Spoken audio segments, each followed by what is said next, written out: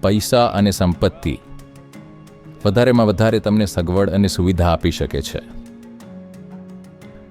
can never bring fulfillment. પણ ક્યારેય સંતોષ ન આપી શકે. જ્યારે તમને આ સમજાઈ જાય અને હવે યોગ,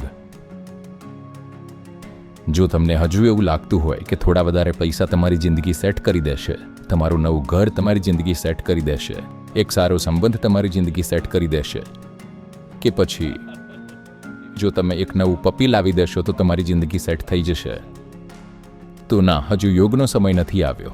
જ્યારે તમને સમજાય કે આ બધી વ્યવસ્થાઓ જે આપણે કરીએ છીએ તે શારીરિક, માનસિક અને કદાચ ભાવનાત્મક અને આર્થિક સગવડો માટે કરીએ છીએ, પણ એ ક્યારેય સંતોષ નહીં આપે, કારણ કે આ બધું જ જીવન ટકાવી રાખવાની પ્રક્રિયાનો જ ભાગ છે.